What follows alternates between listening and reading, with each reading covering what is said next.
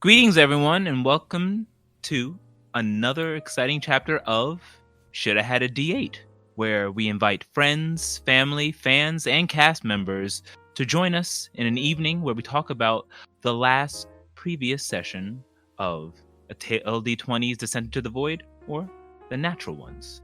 So today we have the cast of Descent into the Void, and with us is Zeki, who plays Cal. Hello, everybody. It's Zektown. Travis, who plays King. Hello, everyone. And Lewis, who plays Horatio. How's it going? Thanks for joining us. So, for a brief little recap or overview of what happened last session, you guys were on the high seas after escaping from the Dragon Turtle, and after a little kerfuffle, King ended up in a coma where he was visited by the goddess Myliki in his mindscape. After that, he had woken, and you guys landed into Beach Bell, met up with a colorful quartermaster, harbor master, and then went on to find a place to stay before heading off, learning a bunch of secrets and stories about the town and the path towards Delos. But starting from that, this question's for all of you, and we'll start this with Travis.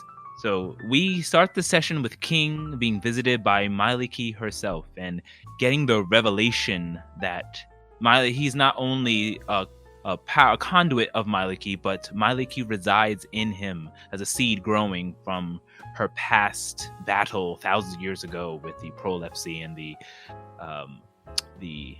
Aegis, the Trias in the Aegis. What is going through yours, and then what is going through King's mind after that revelation? So, Travis's, my mind is, okay, let me start that over. I'm ecstatic and crazy, and I don't even want to say I hinted it. I felt like it was a possibility, but I didn't think that was exactly the case. So, to know that she's deep within is crazy, and I can't wait to see how that's gonna unfold, considering of, the similarities with the Makar / Elf Robin situation, which I'm sure we'll get into later, but that's what I'm thinking. And King is torn. He's ecstatic and happy and could not be more excited. And if he didn't have these friends in his life, he would have joined with her immediately, or tried to. But literally the friends in his life and his connections and loves and lover is what asked him for more time. Or is what made him ask for more time. So, and then at the end of the session, you revealed everything to the rest of the party members. So, this same question for, let's go with Zeki. How do you feel? And then how does Cal feel after learning this? I think that, I like watching it all unfold, like as a player and hearing all of this go on, it's super entertaining from the player standpoint, because you're hearing all this, but like you have to pretend like you don't know as a character. But he like woke up, and like I had to pretend like I didn't know that he actually woke up yet, and I'm going off trying to get things set up so that way we can try to save him, not knowing that he's actually already awake, which is like kind of a fun thing to RP and go with. But I think he's definitely relieved to see that King is still here with us, and I think that Cal's also not super surprised because, he has his own relationship with Kalemvor, and Kalemvor impacts his life and pushes him in certain directions too. So he like, there's this level of understanding that I think is unsaid, but maybe it will also be said at some point, of, having to deal with, being faithful to these gods in such a way that it gives us our power and everything else, because, without it, like, Travis's character wouldn't have any magic. My character probably wouldn't have the magic with the pistols. So, and I think putting it all together with the other stuff that happened, with revealing his adoptive father's relationship and how it might fit in with everything else, I think it, like, it really makes him think that there is a kind of like a destiny. And in this sense, Cal is like, oh, King just like bucked Destiny's calling, and now there might be repercussions, and there might be something else that's going to happen now. But he's also relieved, because he didn't want to see like one of these newfound friends like just disappear on him. So that's where I think Cal's at. And Horatio, Kane, Lewis. Same question. Well, Lewis was shook. I did not see that coming at all. And it was just, although I arrived late with the rundown, it was like I was there. And yet, completely shook. Horatio himself, Horatio was extremely relieved that King, because he feels like King is kind of the glue that holds this group together. And if he would have gone there, the first one to go, I think, would have been Durant. Like, he would have lost it. He wouldn't have been able to hold this together. So he in a way needs King to be around, because he needs this group. This group is like his found family. Just he was like relieved that King. I definitely could see, and then especially now knowing, or I don't know how King is going to, once you, like you said, accept or embrace Miliki, then you were going to, I mean, no spoilers or however, we'll see what happens, but I'm just like, what, are you just gonna say goodbye? Well, now that we've, let's say, beaten the game, bye Duran. Yeah, I think, like, in a perfect world for King, and I think a great happy ending, which obviously everyone wants a happy ending or tries to strive for that, King would venture deeper, or first off, save and help the people of Duskhaven, venture deeper into the void and find this supposed kingdom. Several gods have said he's to be crowned, so I think an official ceremony of some sort should happen and, like, actually get, gravitas or, grand ceremony. But then, besides, those are the things for him, and well, get crowned and then get his family from the top layer and all of those people, now also including Durant's people, to this sanctuary that we're hoping to create. That's King's goal in a nutshell. But now he's literally interwoven with the rest of the party. He wants to make sure that Horatio first finds his mom and dad, help him figure out what his deal is. I know that Horatio wants to learn about the void and stop this crazy chaos, so he won't just live a happy life until he's done that. Same thing with, Duran. He needs to stop Doramo and the corruption of his people, and then also work towards uniting the group.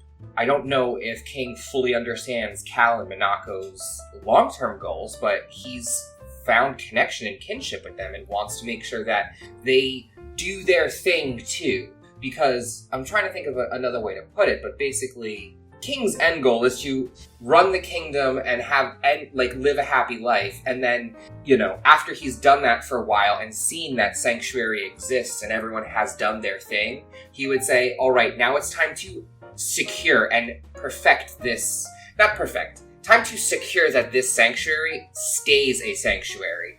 I will ascend and become more and watch over from above and make sure no more, fucking high mages decide to saunter through a door and fucking break reality, So, that, and when that time does come in the future, I think that he would willingly say, like, I've lived my full life with my friends, with, my partner, and also, have seeded the legacy. And that for me would be enough to say, I can go now. You know what I mean? Does that make sense? Yeah. Yeah. If all things goes as planned, anyway. and like I said, that was a perfect scenario, and obviously, crazy shit happens, and that's the whole point, is going for the ride, And don't forget the thing. So also, Miliki did say that you would no longer be you and she would no longer be her. So exactly. And I think that we would ascend to become something new, and then that could be just like a cool thing. You know what I mean? Like, I don't even know exactly what that entails, but I could see that. You have no idea. I could see that being like, so, like, I as Travis realize at that point I'm relinquishing King to the NPC universe. He is done, and he, I will roll a new character at that point. You know what I mean? Like, I get it, so I'm curious to see what you come up with. You're gonna ascend to Myla King. Myla King! Oh my god!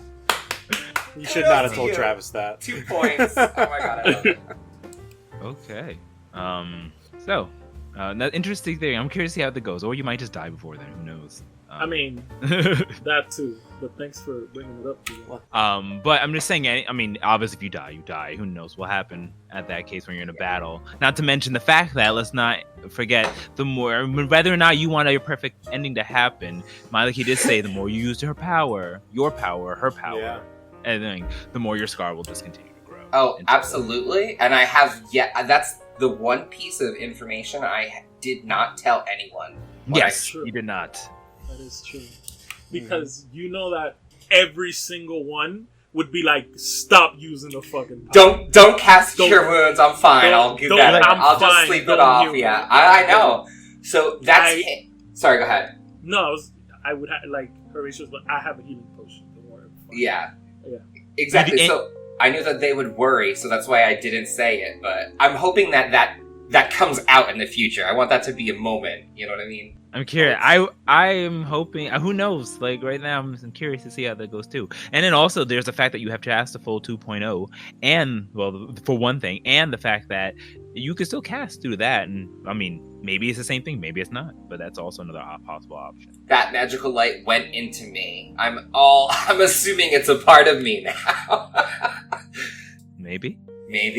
No one knows the unicorn staff they had. I did not make a big deal out of it because I was speaking so much that session that I wanted to be like fair, trying to be conscientious. So I was like, "We'll play with this staff next session." Yeah, the bigger deal was that you came back to consciousness, and we're like, "Oh, thank the gods," you know, like. We didn't lose you to the chaos that's going on all around us, you know. I didn't just be another thing to add to the list. Yeah, I was just like, and now you're new staff 2.0, and I was like, I wasn't thinking like, I was expecting it to be more of a big scene, but then I now understand, yes, you're back to life. No one cares about a glowing fucking staff.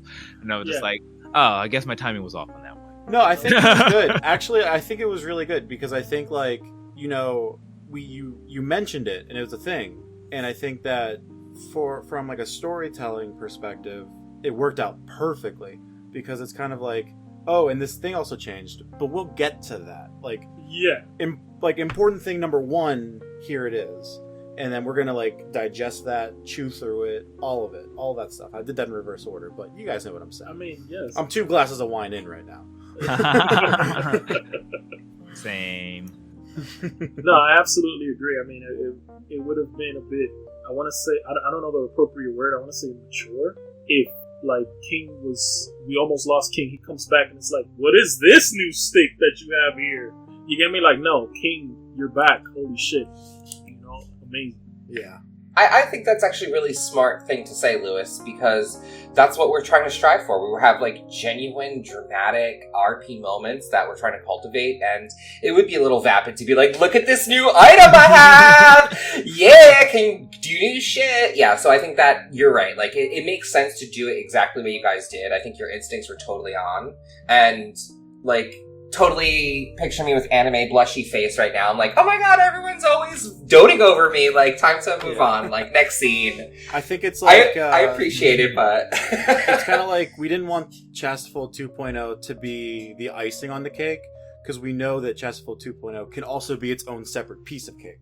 Oh, totally. That's a great way to put it, too. Yeah, so it's like, we want to have the big thing and then have the other big thing. Because I'm sure that's going to come up, because you'll just, like, pull it out whenever, I'm sure, like, in the next session, what's going to happen in some way, shape, or form is we're going to be going off doing our thing, and then all of a sudden you're going to, like, pull your staff out just for either to have in front of you while you're discussing something with the next important NPC we start talking to, or we get into some sort of skirmish, and then after that, or during that, we're like, whoa, what is this? And it might even come out in such a way where it's like we're in the middle of something, and then all of a sudden, the rebirth of Chastaful just kind of happens, and I think that would make it more of like a natural thing where it's like, yeah, with this evolution. Like, it's in 2.0 form right now, but it's sleeping. We didn't activate 2.0 yet. Yeah. Would you rename it, or would you keep it Chastaful? I have to... I'm still chewing on that myself a little bit. I love Chastaful. I love the name. I love King. I love playing homage to, you know, the anime, and it's been fun breathing life into the character in that way and finding my own niche for him. But he's grown, so it might be appropriate. He's become, he's gone through so much. He has this new family, and it might be appropriate to call it something else. And I have sort of been thinking about a new name and also new aesthetics. But that's I'll leave it at that because that's something that the DM and I have to fully flesh out. All right, so you guys traveled and landed onto the shore, the pier of Beach Bell. And there you met the harbor master, also a captain in the Thalosian army, the Unity Knights, by Merrick Tybolt. So, how do we feel about him? Do we trust him? Do we like him? Is he anything to be worried about? Or just another? I like him. I feel like, his defenses were up pretty naturally. Like, I'm sure he deals with pirates and bootleggers and smugglers all the time as, like, a harbor master. So, like, I feel like it was a really, like, raw and natural interaction, like, since I was, like, the first character to talk to him. And I think from, like, Cal's perspective of whenever he kind of did the name drop of his adoptive father, which he responded to, which I thought was like, oh, that's like, now I like he's like earned my trust and respect without even having to do a lot, just because of the recognition and respect that he gave that name. You know what I mean? Yeah. And so he's a source. So it seems like he knows your adoptive father, and then obviously your father was supposed to be some ordinary dude. Obviously not ordinary. Yeah, like I like as far as Cal knew, he like did some adventuring and may have been a seeker, maybe wasn't, just was like an adventurer, and knew that he had friends because he had like been told some stories of like, oh, whenever I was out adventuring with my friends, and then that's how we found you, kind of thing. But I don't think he ever, and I think this also I can attribute to Cal's character in general. He never knew how much of a deal. Like, I feel like, and I kind of did this on purpose, like Cal's character had such like a small world. Like, whenever we were talking with about King and like what his like overall goals and dreams and hopes are, like I was just like thinking about it, and it's like, Cal's whole thing was like a very small world. Like, he went from one task to the next task, and like that's what kept him alive, that's what put food on the table, that's what kept his friends out of trouble. And now that he's with his new family, it's kind of like now he has to start thinking and evolve his own character, and I think that'll be really fun to play out. Yeah, totally. I'm so excited for some calories. Me too. They're so excited. coming. Chow down. I'm ready for calories. I am actually excited for a potential friendship that there is between Horatio and Cal. Yeah. Cal has his found father that he's so fond of, you get me, that he lost. Horatio has his dad that he was at odds with and he's trying to find. You get me? So like I see that. I see that like kind of springing up, and I just can't wait till we get to it and digest that and chew that. So you finally made your way to an inn, and you sat down for story time and learned a few things, but one specifically about a tale, and as well as Merrick telling you that there seems to have been some type of rising of the dead throughout the roads of Thelos, and that it would take some time for them to get an envoy to you. And of course, ending with King revealing all the information that he had saw at the beginning of the session. But what are your predictions or feelings on what's coming next, with a possible undead on the horizon in Rainbow Ridge, and you guys having to make your way, if you choose, to get to Thelos, the Arcane capital? Starting with Lewis. Well, I mean, as you said, there's a high chance that we might run into some undead. So definitely see that in our near future. I don't see us waiting a month. I don't see any of us in the group saying, yeah, I guess we'll wait. Like, we feel like there's a ticking time clock, and we're probably all going to choose, yeah, we need to go. And let's not forget that Horatio also sent Hootie to check Rainbow Ridge to see if there's any activities of that Lich out. So we're gathering information while making our way to provide some more information that we have. And, I'm hoping that getting to Thelos, Horatio still remembers how his allies that were not humans were treated, and he has seeming prepared just in case. Cal?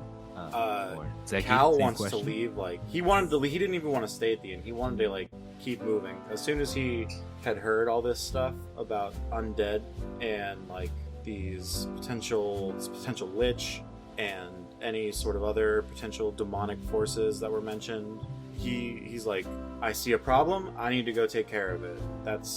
And that again like goes back to his small world needing to grow into a big world kind of thing, where he's not necessarily waiting to figure out the whole situation. He just knows that there's a problem, and almost, as he's grown up, having to be the protector of his friends and stuff, this is him doing the same kind of thing where I need to go solve the problem. I need to go do it. It needs to go happen.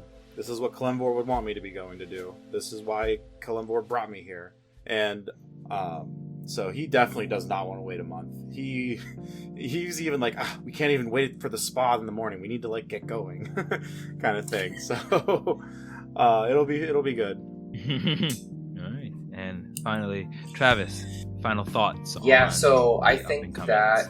that when Horatio said that he thought it was a lich, King sort of was like, what? I never heard of that, and is curious, and then hearing about all the lots of undead and just knowing how unnatural it is and knowing that it makes Cal upset and it goes against all his fiber to witness undead. He wants to help take care of it, but I think King realizes we will clear the way and we'll be fine.